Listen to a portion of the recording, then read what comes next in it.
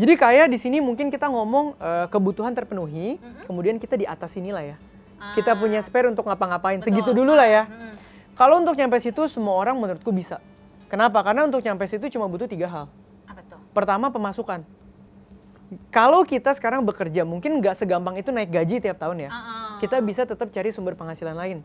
Betul. Dagang-dagang, reseller, ngelesin orang bahasa Inggris, apapun gitu yang kita bisa. Itu nomor 1, pemasukan. Maksimalin sumber dan perbanyak. Betul. Hai Sobat 7, kembali lagi sama aku Aida Prasasti. Sobat 7 kepikiran gak sih gimana caranya jadi kaya tanpa ngepet? Bukan dong, bukan ngepet dong. Gimana caranya jadi kaya, cara manage keuangan dan lain sebagainya. Karena di sini kita udah menghadirkan Ko Theo. Hai. Halo Sasti, halo Sobat 7. Gak asing kan, sering banget dong tentunya lihat-lihat berseliweran gitu mungkin ya di FYP atau mungkin di Reels. Nah, pasti Sobat 7 kan kenal Ko Theo sebagai koko yang bahas tentang investasi, bisnis dan lain sebagainya. Sering relasi juga loh. Oh ya, relasi juga sering. Oke. Tapi sebelum masuk ke dunia content creator gitu, content creator, Koko sebagai apa sih?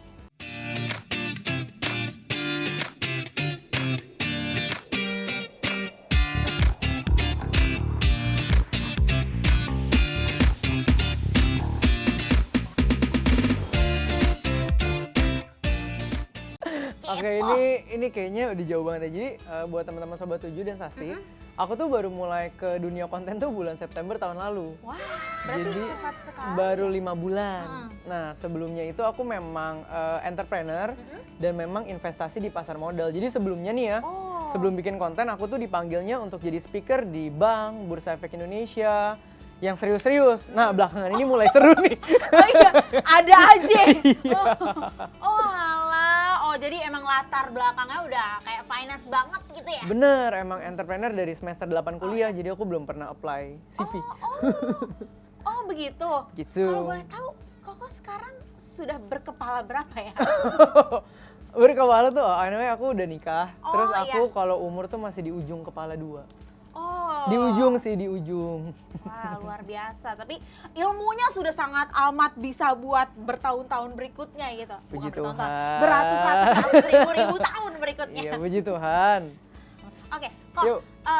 Tapi kalau misalkan buat konten kayak gitu, biasanya yang muncul itu audiensnya anak apa sih? Gen Z gitu-gitu ya, millennials, Gen Z. Kalau audiensku banyak kan 18 sampai 35.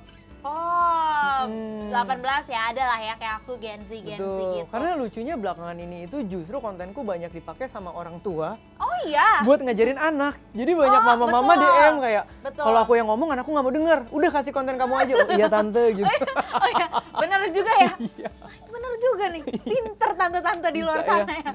Tapi kok ngomongin soal Gen Z tadi, kan pasti kan anak Gen Z zaman sekarang kan work-life balance kayak aku. Nah, pandangan dari kok itu gimana sih? Healing gitu. Iya, betul. Itu saya sekali. Dikit-dikit kena masalah healing. Oke, ini disclaimer ya biasa ya, ini opini aku ya. Kalau menurutku work-life balance itu ada jika kebutuhan hidup kita sudah mulai terpenuhi. Oke. Jadi kalau sekarang kita masih dalam proses pemenuhan kebutuhan, kan background orang beda-beda ya. Ada yang dari lahir udah cukup wealthy family-nya. Ada yang harus mungkin tulang punggung keluarga gitu ya. Nah, buat yang ngejar work-life balance di kondisi hidup belum terpenuhi, nggak ada work-life balance, adanya work sampai kebutuhan terpenuhi baru mulai balance. Sebenarnya seperti itu. Karena kalau kita udah punya kebutuhan terpenuhi, kita sebenarnya bisa milih loh. Betul. Untuk mengurangi load kerja, memilih hal yang lain. Nah, gitu. Ada istilahnya kok, berakit-rakit ke hulu. Iya benar. Ketepian. Benar. Pernah. Oke, tapi kan oke lah. Tapi zaman sekarang pastinya kayak aku gini-gini kan suka ngerasain yang namanya burnout. Oke. Burnout, sebenarnya menurut Koko tuh burnout itu kayak gimana sih? Apakah itu cuma alasan juga buat kita nih Gen Z yang kayak itu males aja, sorry. Dikasih kerjaan banyak dikit langsung. Iya, burnout. Aduh, exhausted nih gitu ya, burnout nih, nggak bisa mikir gitu ya. Iya, betul. Kalau menurutku sebenarnya bukan excuse juga ya, karena kita kan bukan robot. Iya, kita manusia, ya kan? Kita kebutuhan kita ya apa sih? Makan, tidur, seneng-seneng, kerja itu part of our life. Tapi memang kalau kerja itu sudah makan 70-80% dari porsi kehidupan kita, ya wajar terjadi burnout. Oh iya sih. Justru yang kita harus belajar bagaimana pulang kalau bisa jangan dibawa terus. Otak itu jangan tiap hari kerja sambil hidup, jangan. Kalau bisa hidup sambil kerja. Wes. Quotes of the day. Spontan. Hidup sambil kerja. Iya. Ini buat, tapi kan kadang kita sebenarnya ya, iya sih ngomongnya tuh gampang. Betul.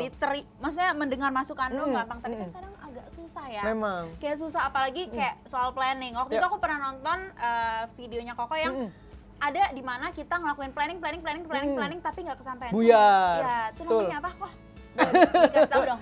Aduh, itu sebutannya apa, paralyze gitu ya, tapi itu sering membuat orang jadi nggak berani ngapa-ngapain ya, karena terlalu banyak planning. Nah ini yang mau aku tanya, sampai di mana sih tahap planning itu penting, atau sampai harus seperti apa gitu? Di titik mana? Jadi aku selalu bilang ya buat teman-teman semua dan Sasti, kalau kita mau mulai sebuah hal, kita tuh cukup tahu, bukan tahu banyak, bukan tahu semua. Karena kalau kita cukup tahu, kita masih berani mulai. Tapi kalau kita terlalu tahu banyak, nah itu bahaya. Justru belum mulai udah kayak, wah nanti kalau kita kayak gini 6 bulan lagi bakal begini, tahun depan bakal begini. Ya, sorry to say ya, kita aja belum tentu hidup. Iya betul, betul banget. Tapi emang kayak gitu sih. Kadang aku juga ngerasa kayak gitu, kayak terlalu memikirkan ke depannya sampai nggak bergerak gitu. Bener. Nggak berjalan. Makanya kebanyakan itu apa ya, zaman sekarang itu kalau aku lihat di Gen Z apalagi, informasi kan banyak sekali yang masuk. Jadi mereka tuh sangat pintar dan punya knowledge yang banyak. Tapi karena Gen Z usianya sangat muda, experience-nya tuh belum keep up sama knowledge. Betul. Nah gap tadi makanya mungkin Sasti bisa bilang, denger mah kita gampang ya, kita tahu. Tapi prakteknya ya nggak apa-apa, namanya masih muda. Prakteknya susah. Namanya masih kecil. Dikejar aja. Iya, harus ada prakteknya, jadi pengalaman, tambah knowledge, jadi kedewasaan. Tapi kalau kita kaitin sama sekarang yang sedang terjadi, kan orang-orang sering bilang, ih kaya karena privilege nih. Kayak gitu kan. Dan ngomongin privilege nih, sebenarnya itu beneran ngaruh dan beneran ada sih ada, tapi seberapa ngaruh gitu. Krusial gitu ya. Krusial, Privilege menurutku realitanya sangat-sangat berpengaruh sih. Sangat-sangat berpengaruh terhadap titik mulai dan percepatan. Tapi bukan berarti yang nggak ada privilege nggak bisa mulai. Nah, aku mungkin nambahin sedikit. Privilege tuh menurutku perspektif. Perspektif maksudnya, contoh. Aku nggak ngomongin orang, ngomongin aku. Aku itu anak single parent. Jadi start awalnya pun not so good lah. Sama-sama punya beban juga untuk menghidupi family. Kita bisa bilang itu tidak ada privilege. Tapi aku bisa bilang itu privilege. Kenapa? Karena aku dipaksa keadaan, ditekan supaya bisa manage uang, bisa cari uang lebih, bisa mau ngulik banyak hal. Karena apa? Kondisi. Jadi di sebelah kanan kita bisa lihat ini privilege gua kok. Di sebelah kiri kita bisa bilang ini mah bukan privilege. Itu tentang mindset berarti ya? Perspektif. Tapi kita nggak bisa bohong kalau kita lahir di tempat yang mungkin lebih wealthy segala macam. Ya titik startnya nggak sama. Dan percepatannya pun akan beda. Itu realita hidup sih. Tapi gimana sih kok mungkin mereka yang nggak punya privilege di luar sana gitu. Gimana cara kita mengakalinya, mengakali kekurangan hal tersebut? Nah, yang pertama aku udah bilang perspektif. Di dunia ini nggak ada hal jelek doang, nggak ada hal bagus doang. Ya, setuju. Bagus ada jeleknya, jelek ada bagusnya. Kita fokus sama yang bagusnya yang pertama. Yang kedua, jangan compare hidup kita sama orang lain. Karena kesuksesan orang itu privilege-nya nggak pernah dikasih tahu di part mana. Jadi kalau kita mulai di sini, kita lihat orang tiba-tiba ada di sini, tapi dia ternyata mulainya cuma begini doang. Ini nggak akan pernah terkejar. Lama-lama kita akan ngerasa percuma nih, gue gini-gini aja nih nggak ada hasilnya. Gitu tapi sih. berarti di lain sisi usaha itu juga harus banget. Harus. Nah, salah satu bentuk usaha kan kayak menempuh pendidikan, kuliah. Betul. Nah, menurut Koko sendiri, seberapa penting sih kuliah itu? Kan ada orang di luar sana yang mungkin emang dia punya privilege, udah kayak berkecukupan dan lain sebagainya, jadi tidak perlu mengejar titel gitu untuk menjadi sesuatu lah. Gitu. Nah, malah banyak yang suka sekarang mengkaitkan kayak gini. Itu pengusaha-pengusaha sukses juga drop out semua gitu ya. Ya, tapi orang nggak pernah mikir mereka drop outnya dari Harvard dan mereka itu orang tuanya wealthy sekali gitu ya. Jadi kalau menurutku kuliah itu sangat krusial, apalagi kita punya kesempatan atau rezeki orang tua bisa mengkuliahkan atau kita bisa cari uang untuk kuliah. Kenapa? kuliah zaman sekarang yang menurutku sangat penting itu soft skill-nya. Setuju. Gimana? Bikin tugas bareng kelompok. Ya, Jadi bisa komunikasi teamwork. antar kelompok, Yes. teamwork, pressure, deadline Ya. kerjaan. Bayangin, di kuliah nggak pernah ditekan pressure, kerja coba tiba-tiba. Wah, Pecah kepala gitu kan. betul. Nah, kuliah itu tempat kita latihan soft skill. Setuju. Jadi nggak Gitu. secara akademis aja ya. Ya, kecuali ngomongin dokter, pengacara, Oh, iya, itu sudah beda. pasti butuh. Ya betul sih. Iya, aku pernah bilang, masa kita ketemu dokter spesialis, belajarnya dari mana? Oh, otodidak dari YouTube. Ya, Kan nggak mungkin dong. Iya ya, tapi selain kan di kuliah-kuliah itu kan pasti suka ada kayak nggak cuma di kuliah sih sebenarnya banyak sekali kayak seminar, kayak course gitu. Nah, kalau menurut Koko seberapa penting kita mengikuti seminar-seminar atau course? Menurutku itu adalah privilege zaman sekarang. Hmm. Cari tambahan knowledge itu gampang. Yang susah, cari dari siapa kita bisa belajar. Karena semua orang bisa bikin course. Iya. Tapi ada orang yang memang niatnya mau ngajarin, ada yang memang niatnya nyari uang dari sana. Kebayang ya, jadi nah itu yang harus itu dia. pinter-pinter. Pinter. Kadang nih orang ngomongnya bagus banget tapi Ya kadang ada ternyata gitu kan. jualan. Nah, Jangan sampai kegocek. itu dia.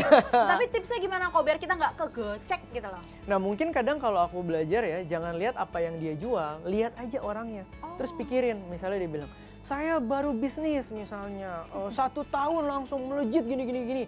1 tahun itu cuma 12 bulan. Kalau kita makan gaji bulanan aja cuma 12 kali. Apakah bisa kalau baru mulai langsung sebulan ngasilin 3 miliar bersih? Itu kan kita bisa mikir ya.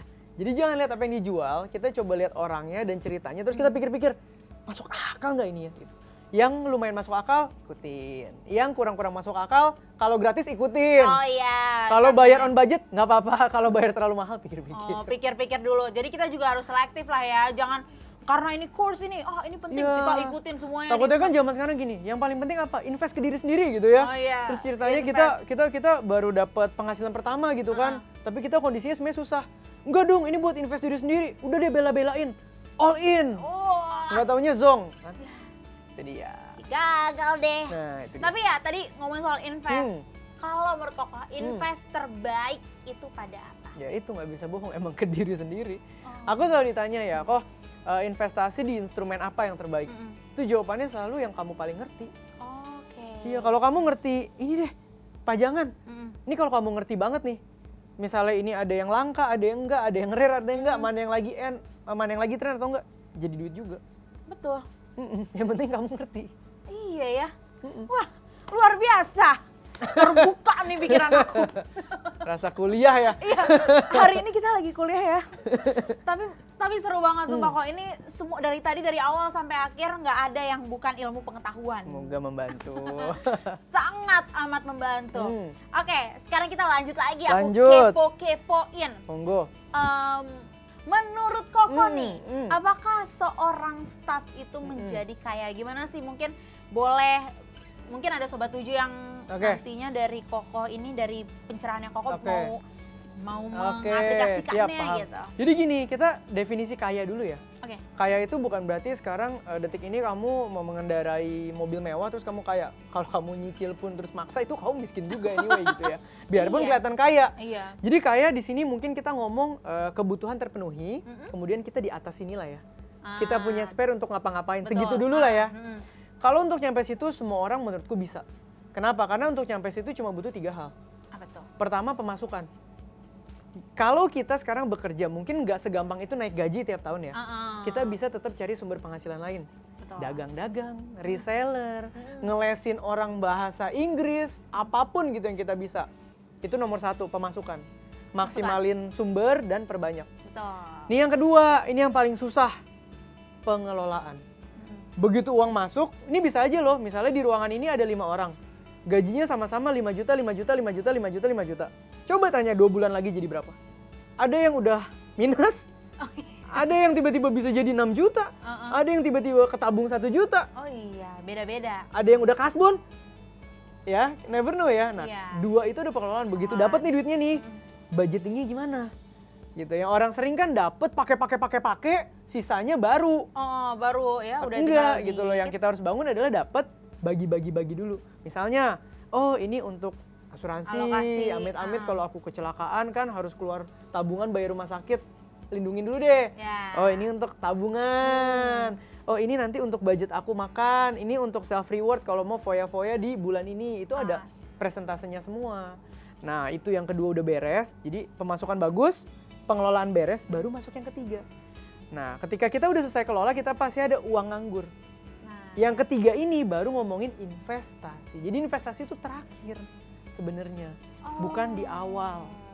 Gitu. Jadi investasi itu kalau kebutuhan ya udah terpenuhi. Terpenuhi, pondasinya udah ada, dana darurat punya, asuransi punya. Oh berarti sekarang duit kita nganggur bener nih, ya kan? Inilah yang dipakai buat investasi.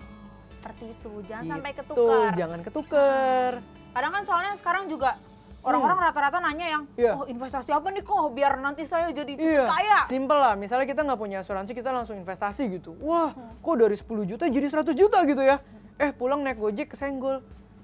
Masuk rumah sakit jahit 120 juta, habis investasinya. Ya kebayang ya. Kayak gitu, jadi jangan ditukar urutannya.